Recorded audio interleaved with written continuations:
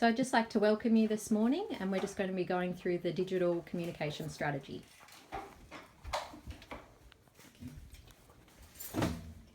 So I'd like to welcome you, and I'd like to show my respect and acknowledge the traditional custodians of this land, of elders past and present on which this event takes place.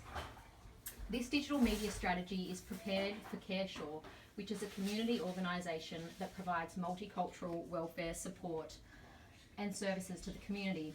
CareSure's current workforce includes people from diverse multicultural backgrounds, people with disability and mature age people.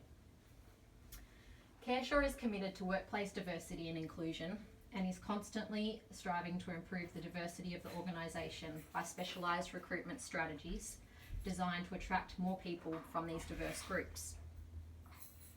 It is an organisation that plans for the future and recognises areas for change. By reviewing and updating procedures, they ensure that their practices best serve the diverse community. CareSure's staff have a wealth of life, cultural and professional experience, and this allows them to provide flexible solutions to a range of clients with diverse needs where the client feels respected and understood. The aim of the digital media communication strategy is to provide an opportunity for the staff to effectively plan a PowerPoint presentation.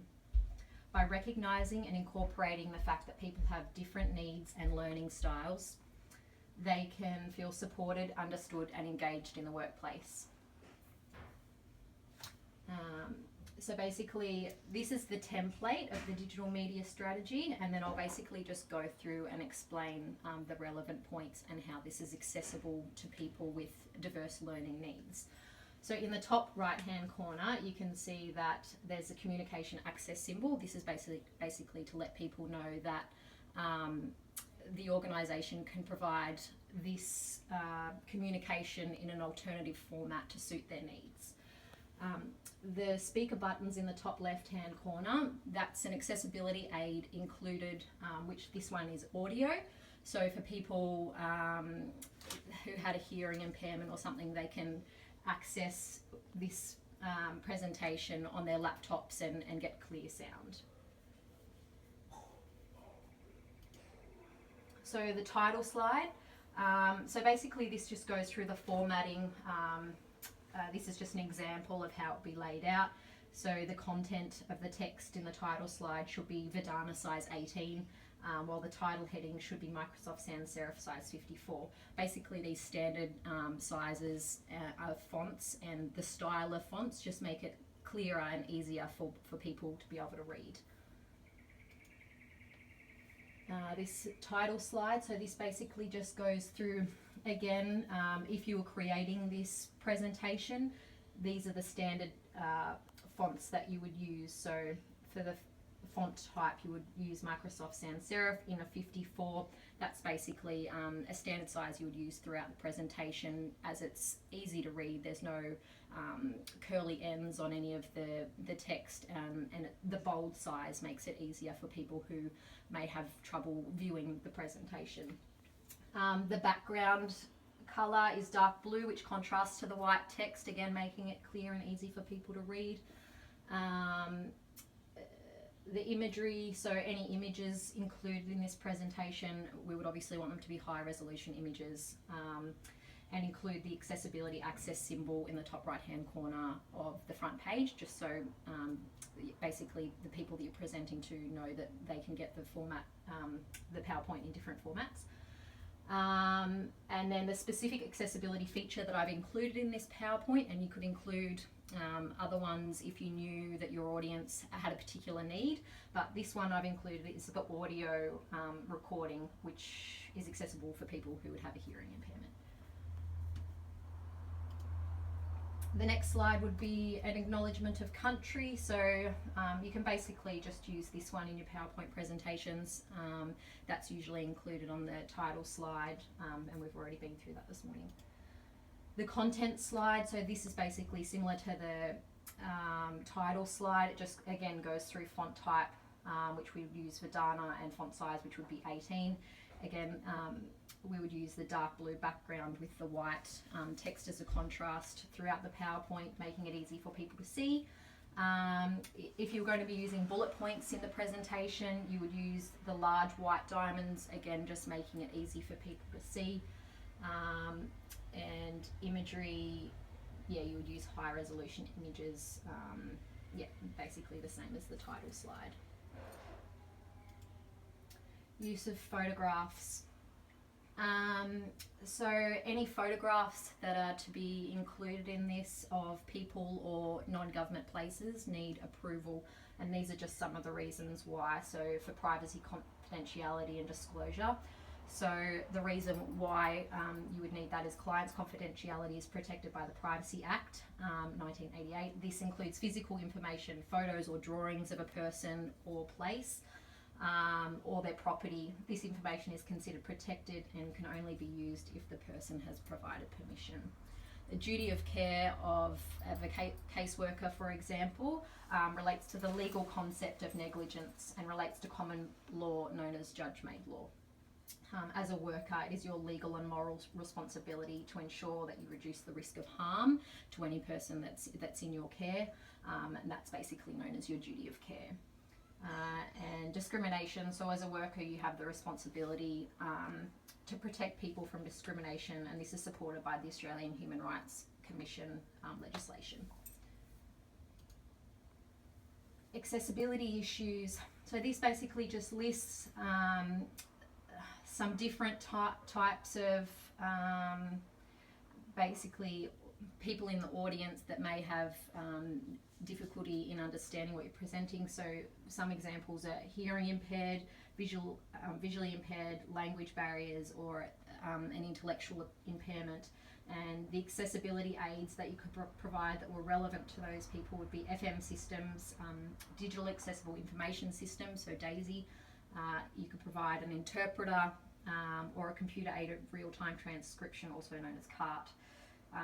Ways that you could let the audience know that you had those accessibility features would be probably prior to the presentation. So you could verbally let them know, you could provide handouts, you could electronically send it to them.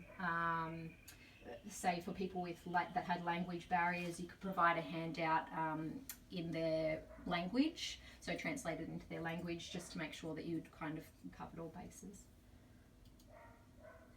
So workflow, so this is a process that you would go through when you were creating the PowerPoint presentation. So obviously you would start with determining your audience. So if it was going to be presented to an internal audience, other staff, then that's obviously going to be different to if you're presenting it externally to people in the community. So then you basically just go through the workflow. So for internal, you would create the PowerPoint using this template.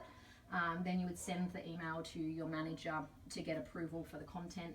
Once it was approved, or if it was approved, you could then present the PowerPoint to staff. If it was rejected, then that's basically the end. And for external, so similar, you would create the PowerPoint using this template. Then you would send an email to your manager to get approval. If it was approved, then you need to go through the extra step of sending the email to get approval from the CEO. And if that's approved, then you can present it to the community. If it was rejected, it's obviously, the end to that. The reason, and then basically there are some criteria that you could follow to make sure that you were incorporating everything that you needed for people with diverse learning needs. So at this stage, determining the audience, you would consider what groups your presentation will address. Consider the community setting where you would be providing the presentation, what kind of groups of people you were providing it to, if this was for external, for example, and if there was any diversity in the group that you were presenting it to. So the next step, creating the PowerPoint presentation, so making the information relevant or personal to the group you're addressing, so you keep people engaged. Avoid using too much text on each slide or complicated design or graphics. This is basically, so again, it's clear, it's easy to follow, it's not an overload of information or images for people to focus on. Planning the presentation. So this is really just before the final step of presenting the PowerPoint presentation. So you consider the diversity of the audience and be prepared with that. So that comes down to contacting people in your audience to see whether they need an accessibility aid to be able to view the presentation. Prior to the PowerPoint presentation, again, see if anyone requires an accessibility aid, and you could offer electronic version of the PowerPoint so people can follow along on their laptop, or you could also offer printed version in a larger style text for people who maybe had trouble seeing or that kind of thing. So in summary, so I'll just give you an example of the audio that you would hear, and this is basically just summarising what we've heard today. In summary, the digital presentation strategy highlights how to enhance a PowerPoint presentation, making it accessible to a wide audience of people with diverse needs. This is achieved by using specific formatting of text, making it large and easy to read, including accessibility aids and including the communication access symbol. This lets the audience know that CareSure is an organisation that will provide alternative forms of communication if required. CareSure embraces people with diverse communication needs and are committed to developing communication styles that are accessible to everyone. Yeah, so basically, in summary, it's just about CareSure being able to make sure that whether it's staff in the workplace or people in the community are able to access the PowerPoint and feel supported and included in that. Does anyone have any questions? Yes, I noticed that at the start of the presentation there was an acknowledgement of country included in the presentation. So why would that be? CareSure is a community organisation that employs Aboriginal and Torres Strait Islander people and also provides services to those people in the community. So it's basically a sign of respect and acknowledging the traditional custodians of this land. Okay, thanks for that. Also, just one other question. In the workflow it mentioned getting approval from the CEO when preparing your PowerPoint for external viewing. Why would you do this? Basically, you need to go through that extra level of approval from the CEO when presenting to external clients, basically to make sure that the content you're including is that represented by the community organisation and it's in line with their policies and those sorts of things. Okay. Do you have any questions? Nothing. Thanks very much for your time today. I appreciate it. Thank